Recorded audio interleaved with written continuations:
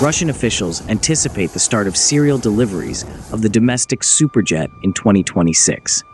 The timeline has been further postponed. Criticism was swift, with comments such as corruption and how much longer, just empty promises and weak engineers. The reaction is understandable, as the project is deeply valued by lots of people, and the criticism is occasionally justifiable. Planes had been built previously, correct? And what planes they were. So, what are we waiting for? The design bureaus and factories are still in existence, therefore, it is essential to commence operations. Sounds straightforward, doesn't it? However, is it truly the case? Certainly, Soviet aviation was a source of national pride. The deep roar of engines reverberated over Dulles Airport in Washington, D.C. in 1959.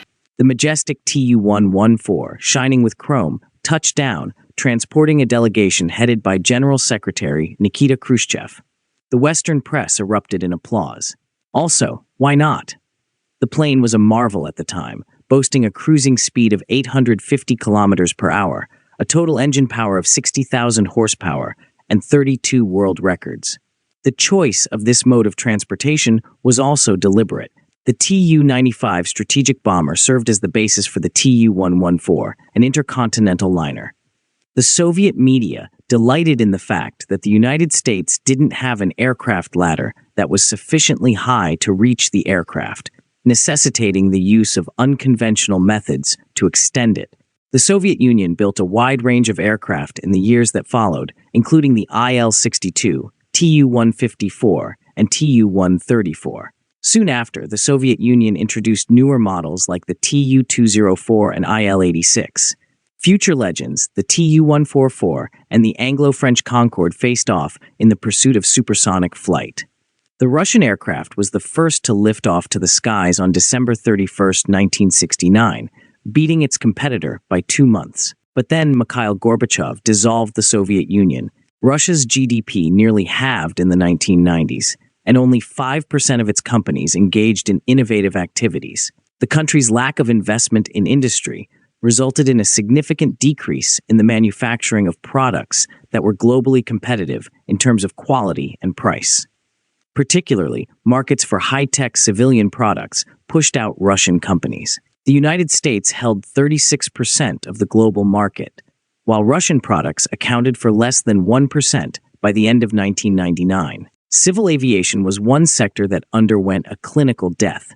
Consider the following. The Kazan aircraft plant, the flagship of the Tupolev Company, began the production of fishing vessels. The facility made every effort to ensure the payment of salaries. Additionally, they were the main aviation companies. Their suppliers, such as the companies that manufacture avionics or passenger seats, were no longer in existence. What was the reason for this? Certainly, traders and lobbyists were involved. However, the reality is, as usual, more complex. The Soviet Union was an extraordinary country. Its design bureaus competed with the most prestigious companies worldwide. Of course, national prestige frequently took precedence. However, aircraft are invariably a compromise. Occasionally, other parameters, such as fuel efficiency or durability, were sacrificed in order to achieve high flight performance. This was not relevant in a planned economy, as the country produced the required amount of fuel. However, distinct rules apply in a market economy. On December 8, 1991, the Soviet Union became defunct. Economics and commerce replaced aviation records. The three-person crews of passenger aircraft, consisting of 2 pilots and a flight engineer, became obsolete.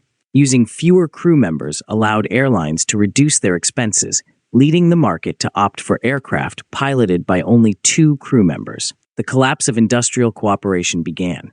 Antonov, Motor Sich, the Tashkent Aviation Plant, and numerous other organizations unexpectedly found themselves operating in newly independent states. Russia embarked on a challenging journey into capitalism. The state's removal of barriers caused the Russian market to overflow with foreign aircraft. For instance, in 1994, Aeroflot acquired its first Boeing aircraft. Russia needed to construct modern aircraft, but it lacked the necessary experience. Subsequently, the Sukhoi Superjet emerged, a project that often faces criticism when juxtaposed with Boeing and Airbus. This aircraft is the subject of considerable controversy. Some contend that it would have been more prudent to allocate funds to an existing model, the Tu-334. However, it necessitated a three-person crew. Motor Syshin Ukraine manufactured two D436T engines, each with a service life of 4,000 hours, to power the Tu-334. Currently, the Superjet is in compliance with market demands, has a two-person crew, and has an engine service life of 20,000 hours. All resources were solely focused on the new aircraft. The Superjet's design prioritized exports, leading to the incorporation of a substantial number of foreign components. International certification of these components made the overall certification process more cost-effective. Additionally, the use of pre-assembled components expedited the aircraft's introduction to the market. Nevertheless, the Superjet suffered from inadequate post-sales support. The plane did not achieve export success due to dissatisfaction among foreign purchasers. However, it did well on Russian roads. Most crucially, the Superjet realized its primary objective. It allowed Russian engineers to acquire advanced experience from prominent global companies. Russia now has to rely solely on domestic expertise, which has proven to be invaluable. So it became costly. The deadlines are being missed. However, the most significant aspect is that Russia is capable of independently manufacturing modern aircraft. Now coming to the delays. About 10 years are required to develop an aircraft engine. Even more time is required for the development of a new aircraft.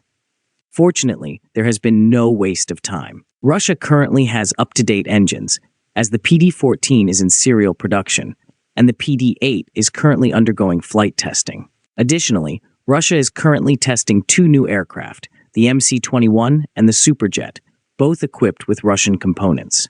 This is a very advanced stage of readiness. Aviation is complicated. It is unforgiving of haste and doesn't ignore errors. This is understood by manufacturers worldwide. For instance, Airbus postponed the deliveries of the A321XLR last year and the A350 this year. These aircraft are serialized. And what about new models? Boeing once again postponed its 777X program, this time by 6 years. Despite customer dissatisfaction, Boeing prioritizes safety. Alternatively, disasters can result from the commitment to deadlines at all costs, as demonstrated by the Boeing 737 MAX. That is why it is necessary to invest the necessary time to ensure that aircraft are functioning properly. The lives of individuals are at stake. Russia should keep calm and carry on. It should persist in its diligent efforts and maintain a cautious optimism. Additionally, it's crucial to remember that new factories and design bureaus are currently under construction. They are building aircraft, not fishing vessels. Now, do you think Russia should hire the best engineers from the non-Western countries for its avionics and other critical equipment? Let us know in the comments. Please like and share our videos and subscribe to our channel. Please also take membership in our channel to encourage us.